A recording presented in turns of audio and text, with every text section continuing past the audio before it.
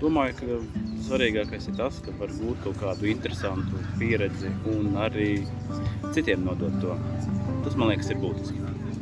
Man personīgā motivācija ir izdzirdēt citu cilvēku viedokļus, stāstus, jo es pat arī darbojos biedrībā Jaunolēnas attīstībai.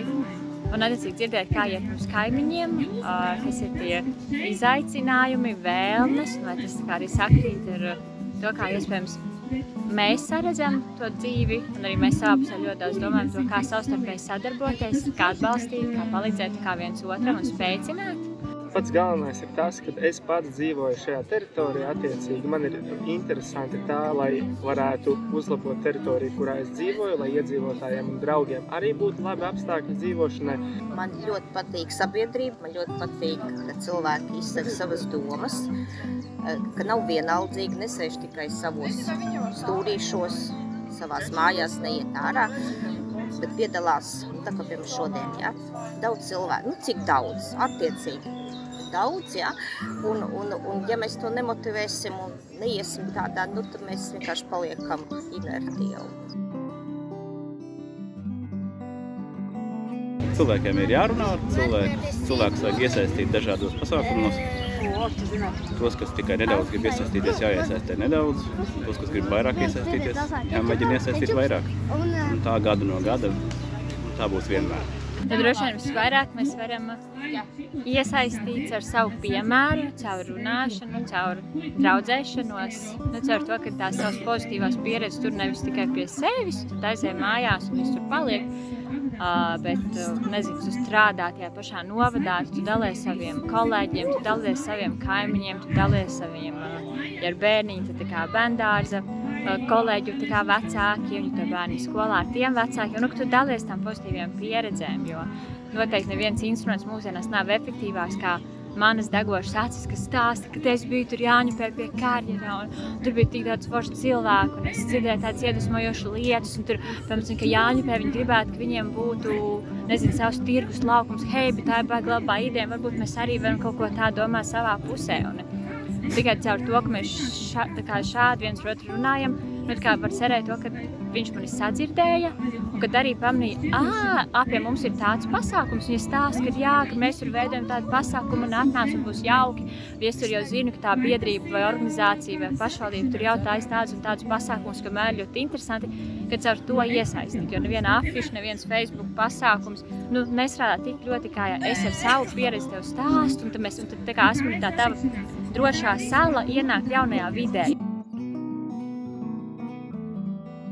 Priekš manis iedzīvotāja kopiena ir pirmām kārtām cilvēki, kas vēlas kaut ko darīt, vēlas kaut ko mainīt, un otrām kārtām ir tie, kas iegūs galva no tā, ko mēs kopā varētu paveikt, tad attīstīt savu dzīves vietu, teritoriju ap to un labiekārtot. Principā būt kopā un arī izjust to kopienu kā spēku, kā radīšanas procesu, kā izaugt no kaut kā mazā uz kaut ko lielāku. Tas viss ir tāds paliels process, kuram principā laikam nekad nebūs sasniedzamais gala rezultāts. Vienmēr būs kaut kāda mēra attīstība uz priekšu, tā arī nesaredzot to gala punktu. Tā grupa, ko mēs veidojam Jaunolēnē, tad ir mani spēka cilvēki, ar kuriem mēs kopīgi idejojam un sapņojam, kopīgi veidojam un dāvinam svētkus un piedzīvojumus arī citiem.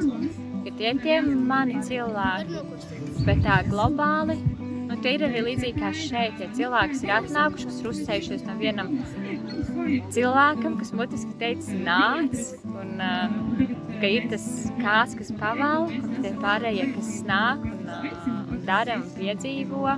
Kā šeit arī tiek runāts, ja tev vajag nopļaut zāli un tev pļāvajam kaut kas ir noticis, tad zini, ka tur ir kaimiņš, kurš ar labāko prātu tev tā kā aizdos savu ierīci, vajag, nezinu, krūmgriešanai šķēres. Ka tā ir tā kopiena, ka mēs viens otru palīdzam gan darbos, gan audzināt bērnus, gan varbūt realizēt tādus kopienas sapņus, ne tikai kaut kādus, ne tikai individuālos, un tāda pleca sajūta. ka neesi viens šai pasaulē, kā kādi cilvēki, ar kuriem kopīgi sapņot liels sapņus. Tātad man iedzīvotāja kopiena, es teiktu, ir saliedēts kolektīvs, kurš ļoti labi savā starpā spēja komunicēt un radīt lielas izmaiņas apkārtējā teritorijā. Saliedētība man tā ir tāda aktīvs veids dzīves, kad tu izej tautā, izej parādi sevi, vari piedāvāt savus pakalpojumus, vari paklausīties, ko citi piedāvā, kādas intereses. Tur ir kaut kas, redzi, viņai tur ir kaut kāds sporta nodarbības, es tā tur varētu piedalīties. Un tas tāds tevi motivē kustēties, iziet, kaut ko tu gribi uzzināt, tomēr kaut ko jaunu, tu paskaties tajā, tur ir vēl kaut kas. Es domāju, ka tas, zināmā mērā, jābūt kaut kādam paraugam. Varbūt jārāda, vairāk jāstāst tādi, gan veiksmes, gan varbūt arī neveiksmes stāsti, kā tas darbojas citās vietās, vispār, ko tas nozīmē. Jo tas izklausās vienkārši, tā kā no vienas puses varētu būt kaut kas ļoti liels un tāds netaustāms. Domāju, ka vairāk jānodarbojas to skaidrojošo darbu, iesaistot gan aktīvos iedzīvotājus, palielinot to aktīvo iedzīvotāju skaitu, uzrunāt viņus, iesaistīties, jo tie ir tie, kas varētu to popularizēt. Bet man liekas, ka jāiet ļoti no tādiem pamatiem, kas skaidrot, kas tas tāds ir, ko tas dod ikdienā, ko tas veido, kāpēc. Kas no tā būs, kas ir tā izmaiņa. Es domāju, no tādām tīri praktiskām, tādas smukas idejas, tīri praktisko veidu izskaidro. Kad satiekas cilvēki ar līdzīgām vērtībām, kad tu saproti tas, ka cilvēki atsaucās tāpat kā šeit, kaut kas viņus ir interesējis, vai tas ir, vai tā ir vēlme dzīvot Jāņupē, vai tas ir ļoti bieži tā ir kaut kāda vērtība par ģimeni, tā ir vieta, kur gribētu veidot vietu, kur augst tavi bērni, bet ka katram mēs varam atrast to, kas mums ir svarīgs. Manuprāt, katram sabiedrības loceklim ir jāredz, jāsaprot tas labums, ko viņš iegūst no aktīvas līdzdarbošanās. Man liekas, ka bieži vien tā nevēlēšanās iesaistīties ir tā paviršā izpratne par to, ko tas man dos. Jo cilvēks jau ir sautīgs būtne pēc savas dabas un visiem grib zināt, kas man par to būs. Un ja cilvēks redz savu kaut kādu ieguvumu no tādas saliedētas sabiedrības, tad viņš arī būs daudz motivētāks darboties. Piemēram, ja ir bērnam aktuāli izglītības iestādē vai piemēram, kāda maršruta izmaiņas skolas autobusā vai brīvpusdienas vai šādas lietas, tad viņi vecāki būs daudz gatavāk iet un iesaistīties kopīgi, domāt, risināt, jo tas skar personīgi viņu bērnu. Pats novads ir pašpietiekams. Tas nozīmē to, ka novadā visi, kas piedalās, saprot, ka nav jāgaida, var aktīvi iesaistīties un citi atbalsta.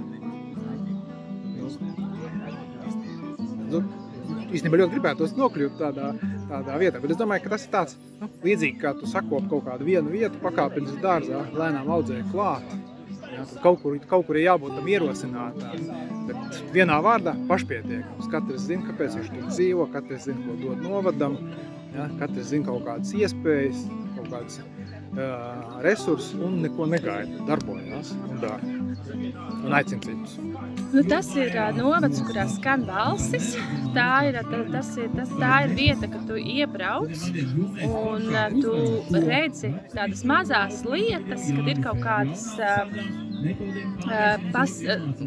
ir kaut vai norādes, kad katram sabiedrības daļai ir tādas, bet var teikt, varbūt tāda personalizēta pieeja tādā nozīmē, kad ievēro, kad ir vieta, kur pulcēties, vai tu ievēro, kad ir piktogrammas, piemēram, kur saprot, kad arī cilvēki ar īpašajām vajadzībām var kaut kur nokļūt.